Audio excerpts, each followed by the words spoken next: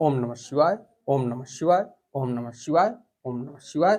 आपको फिर पुनः ले चलते हैं भोलेनाथ के श्री शिव महापुराण की कथा रुद्र संहिता के सती खंड के 33वें अध्याय में, जिसमें आपको मिलेगा गणों सहित वीरभद्र और महाकाली का दक्ष यज्ञ विध्वंस के लिए प्रस्थान।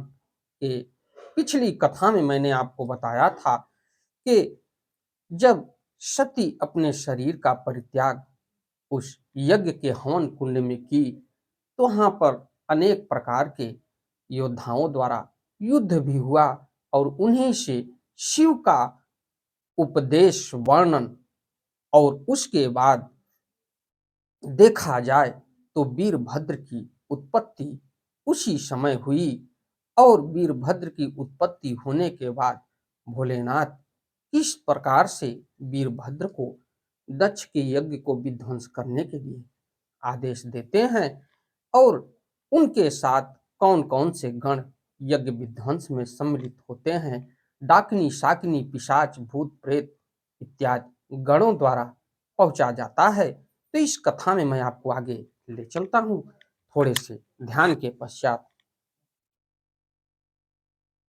सानंद मानंद वने वसंतम आनंद कंदम हत पाप वृंदम वाराणसी नाथम नाथ नाथम श्री विश्वनाथम शरणं प्रपद्ये। श्री विश्वनाथम शरणं प्रपद्ये। श्री विश्वनाथम शरणं प्रपद्ये। तो आइए चलते हैं, हम आपको संस्कृत और उसका उच्चारण हिंदी तक पहुंचाने का पूर्ण प्रयास करूंगा। तो ब्रह्मा जी नारद जी से पूछ रहे हैं कि सती को देह त्याग करने के बाद दक्ष प्रजापति के यज्ञ का क्या हुआ और वहां पर क्या विडंबना हुई। इस कथा को हमको आगे बताइए कि वीरभद्र की उत्पत्ति के बाद क्या तांडव हुआ। तो ब्रह्मोवाच, ब्रह्मा जी कह रहे हैं, इत्युक्तम श्री महेशस्य श्रुत्वा वचना मादरात वीरभद्रोति संतुष्टः प्रणनाम महेश्वरम शासनम शिरसा धृत्वा देवदेवस्य शूलिनः प्रच चाल ततः शीघ्रम वीरभद्रो मुखम प्रति शिवोत्थ प्रेषयामास शोभार्थम कोटिशो गणान् तेन सार्धम महावीरान प्रल यान ल सन्निभान अथ ते वीरभद्रस्य पुरतः प्रबलाः गणाः पश्चादपि ययुर्वीरा कुतूहलकार गणाः वीरभद्रो समेता ये गणाः शतसहस्रशः पार्षदाः कालकालस्य सर्वे रुद्रस्वरूपिणः गणैः समेतः किल तैर्महात्मा स वीरभद्रो हरवेश भूषणः सहस्रबाहुर्भुज गाधिपाढ्यो ययो रथस्तः प्रबलोस्ति भीकरः नल्वानाम च सहस्रेत द्वेन प्रणाम स्व न्यन्नस्य दहि ययुर्तेनैव सिंहानाम वाहनानाम प्रयत्नतः। तो ब्रह्मा जी कह रहे हैं कि हे नारद, महेश्वर के कहे गए इस वचन को आदर पूर्वक सुनकर वीरभद्र बहुत संतुष्ट हुए। उन्होंने महेश्वर को प्रणाम किया और तत्पश्चात त्रिशूलधारी उन देवादिदेव आज्ञा को शिरोधार्य करके वीरभद्र वहां से शीघ्र ही दक्ष के यज्ञ की ओर चल पड़े। भगवान शिव के प्रलयंग अग्नि के समान करोड़ों महावीर गणों को केवल शोभा के लिए उनके साथ भेज दिया। वे बलशाली तथा वीर गण वीरभद्र के आगे और पीछे भी चल रहे थे और कौतूहल करते हुए वीरभद्र सहित जो लाखों गण थे, वे काल के भी काल शिव के पार्षद थे और वे सब रुद्र के समान थे। महात्मा वीरभद्र शिव के समान ही वेशभूषा धारण करके रथ पर बैठकर उन गणों के साथ चल पड़े। उनकी 1000 भुजाएं थी। वीरभद्र की 1000 भुजाएं थी। उनके सिर में नागराज लिपटे हुए थे। वे प्रबल और भयंकर दिखाई पड़ रहे थे। उनका रथ 8 लाख हाथ विस्तार वाला था। उसमें 10,000 सिंह जुटे हुए थे जो प्रयत्न पूर्वक रथ को खींच रहे थे। ये वीरभद्र की कथा है, जिससे जा रहे हैं दक्ष के यज्ञ को विध्वंस करने के लिए। तथैव प्रबलाः सिंहा वह पार्श्व रक्षकाः शार्दूला मकरा मत्स्याः गजास्त्रत्र सहस्रशः वीरभद्रे प्रचलिते दक्षनाशाय सत्वरम कल्प वृक्ष स्म सुस्तोट्वा पुष्प वृष्टिर भूतदा तुष्ट उच्च गणावीरम शिपि विष्टे प्रचेष्टितम चकुः कतूहलम सर्वेम तस्मिश्च गम नोत्सवे काली कात्यायनी शानी चामुंडा मुंड मर्दिनी भद्रकाली तथा भद्रा त्वरिता वैष्णवी तथा एता भीर्न वधुगार भीर्मर्म महाकाली समन्विता ययो दक्ष विनाशाय सर्वभूत गणोसह डाकिनी शाकिनी चैव भूत प्रथम गुहकाः कुष्मांडाः पर्पटाश्चैव चटका ब्रह्म राक्षसाः भैरवाः क्षेत्रपालाश्च दक्ष यज्ञ विनाशकाः निर्युक्तस्त्वरितं वीराः शिवाज्ञा प्रतिपालकाः तथैव योगिनी चक्रम तच्चस्तु चस्तु ष्टि गणान्वितम निर्ययो सहसा कुद्रम दक्ष यज्ञम विनाशितुम तेषां गणानां सर्वेषां सख्यानं शृणु नारद महाबलवतां संघो मुख्यानां धैर्यशालिनां अभ्यायाश्चर्य कर्णश्च दक्ष कोट्या गणेश्वरः दशभिः केकराक्षश्च विकृतोष्टाभिरेव च चतुष्टस्या विशाखाश्च नवभिः परियात्रिकः षड्भिः सर्वाङ्को वीरस्तथैव विकृताननः ज्वालकेशो द्वादशभिः कोटिभिर्गणपुङ्गवः सप्तिभिः सम दज्जिमान् दद्रो भष्टाभिरेव च पंचभिक्षु कपालिश्च षड्भिः सादारकणो गणः कोटि कोटिभिरेवैवेह कोटि कुंडस्तथैव च विष्टभौम्यष्टाष्ट वीरव भैरव कोटि भीर्गणस्ततम सहस्त्र कोटि भिस्तातम सन्नादः पिप्पलस्तथा था अवेशानस्तष्टता भीरष्टाभीरश्च द्रता तपनम महावेश सहस्रेण कोटिना गणपो वृतः कुंडी द्वादश कोटि भिस्तथा पर्वतको मुने विनाशितुम दक्ष यज्ञम निर्यो गण सप्तमः। तो उसी समय देखा जाए तो चलते समय बहुत से प्रबल सिंह और सादुर मगर मत्स्य और हजारों हाथी उनके पार्श्व रक्षक थे। इस प्रकार जब दक्ष के विनाश के लिए वीरभद्र ने प्रस्थान किया, उस समय कल्प वृक्ष में फूलों की वर्षा होने लगी। सभी गणों ने शिव जी के कार्य के लिए चेष्टा करने वाले वीरभद्र की स्तुति की और उस यात्रा के उत्सव में कुतूहल करने लगे। उसी समय काली कात्यायनी और ईशानी चामुंडा मुंड मर्दिनी भद्रकाली भद्रा त्वरिता तथा वैष्णवी इन 9 दुर्गाओं तथा समस्त भूत गणों के साथ महाकाली दक्ष का विनाश करने के लिए चल पड़ी। शिव की आज्ञा के पालक डाकिनी शाकिनी भूत प्रथम कुष्मांड पर्पट चटक ब्रह्म राक्षस भैरव तथा क्षेत्रपाल आदि वीर दक्ष के यज्ञ का विनाश करने के लिए तुरंत चल दिए। उसी प्रकार 64 गणों के साथ योगिनियों का मंडल भी सहसा कुपित होकर दक्ष का विनाश करने के लिए निकल पड़ा। हे नारद, उन सभी गणों के धैर्यशाली तथा महाबली मुख गणों का जो समूह था उसकी संख्या को सुनिए। ये परमपिता ब्रह्मा कह रहे हैं नारद से कि उनके साथ चलने वाले समूह तथा उसकी संख्या को आप सुनिए।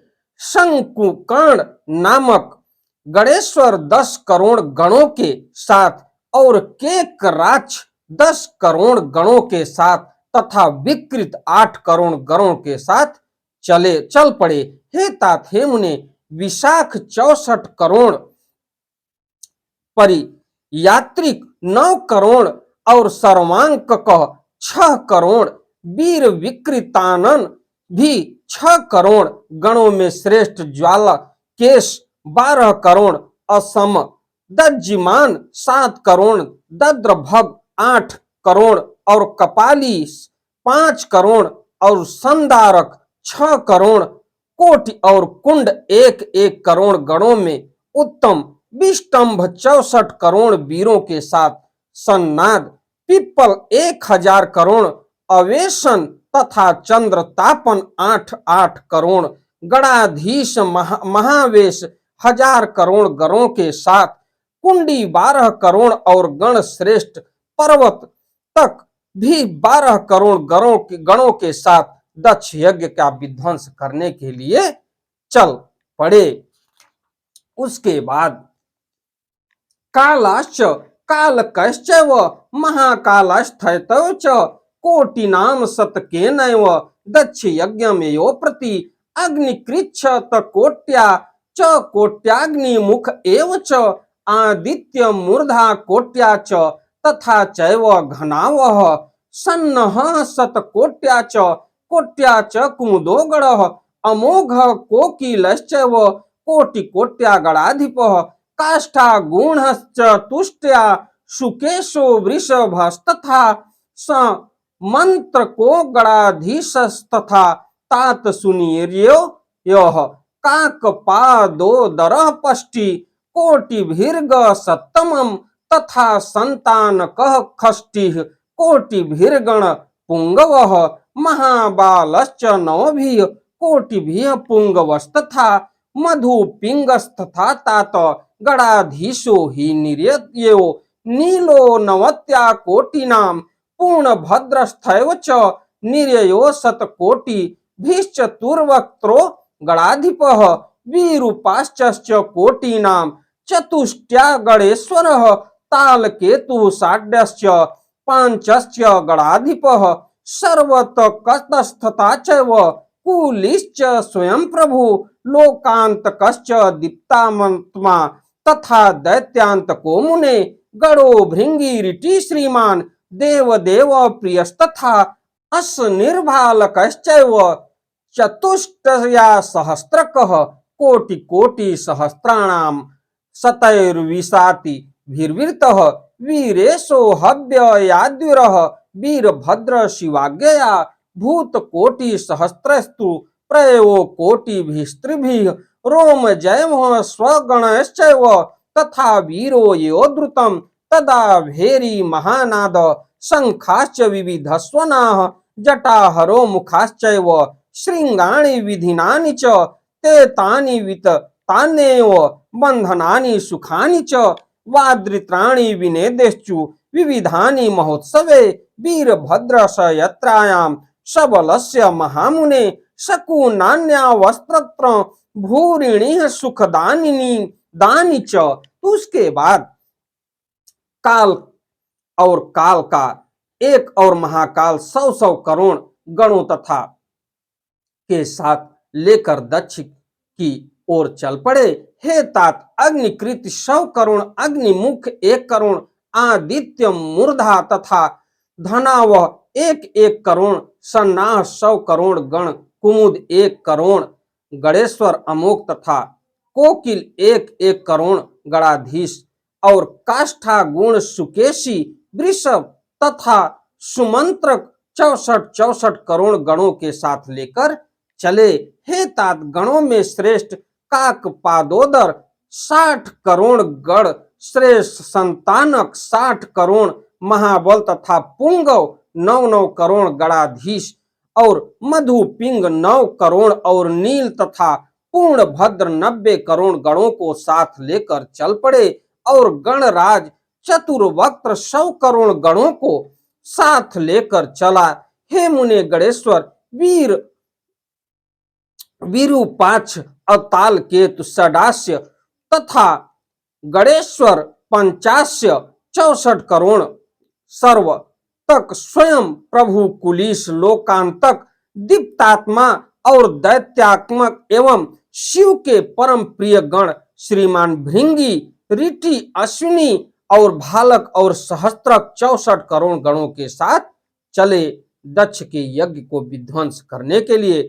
और महावीर तथा वीरेश्वर वीरभद्र भी शिव जी की आज्ञा से बीसों सैकड़ों तथा हजारों करोड़ गणों से घिरे हुए वहां पहुंचे। वीरभद्र 1000 करोड़ भूतों तथा 3 करोड़ रोम जनित स्वगणों के साथ शीघ्र ही वहां पहुंचे। उस समय भेड़ियों की गंभीर ध्वनि होने लगी, शंख बजने लगे और जटा हर मुखों तथा श्रृंगों से अनेक प्रकार के शब्द होने लगे। उस महोत्सव में चित्त को आकर्षित एवं सुखानुभूति उत्पन्न करने वाले बाजों के शब्द चारों ओर व्याप्त हो गए। हे महामुने, सेना सहित महाबली वीरभद्र की उस यात्रा में अनेक प्रकार के सुखदायक शकुन होने लगे। किसी भी प्रकार का अपशगुन नहीं था और भोलेनाथ के जितने भी गण थे वो दक्ष के यज्ञ को विध्वंस करने के लिए चल पड़े। क्योंकि वीरभद्र को देखा जाए तो वीरभद्र भी स्वयं भोलेनाथ ही हैं और उनके क्रोध का सामना किसी देवताओं में नहीं था कि भोलेनाथ के क्रोध का सामना कर सके। तो इस प्रकार से इति श्री शिव महापुराणे द्वितीयायाम रुद्र संहिता याम द्वितीय सती खंडे वीरभद्रा यात्रा वर्णनम नामक त्रयस्त्रियो सो अध्याय। इस प्रकार श्री शिव महापुराण के अंतर्गत द्वितीय रुद्र संहिता के द्वितीय सती खंड में वीरभद्र की यात्रा का वर्णन नामक 33वां अध्याय पूर्ण हुआ। आपको अगली कथा में मैं ले चलूंगा 34वें अध्याय में, जिसमें आपको मिलेगा दक्ष तथा देवताओं का अनेक अपशकुनों एवं उत्पात सूचक लक्षणों को देखकर भयभीत होना। हमारी कथा, हमारी वीडियो आपको अच्छी लगे तो वीडियो को लाइक करिए, शेयर करिए, चैनल को सब्सक्राइब करिए, बेल आइकन दबाना न भूलिए, जिससे हमारी कोई भी महत्वपूर्ण धार्मिक वीडियो आप तक शीघ्र पहुंचे। अंधविश्वास से दूर रहते हुए भोलेनाथ के श्री चरणों में समर्पित होइए, जहां से हमारा आपका देश संसार का कल्याण होगा। तो चलते चलते एक बार प्रेम से बोलिए श्री शिवाय नमस्तुभ्यम, श्री शिवाय नमस्तुभ्यम, श्री शिवाय नमस्तुभ्यम, श्री शिवाय नमस्तुभ्यम, श्री शिवाय नमस्तुभ्यम। धन्यवाद।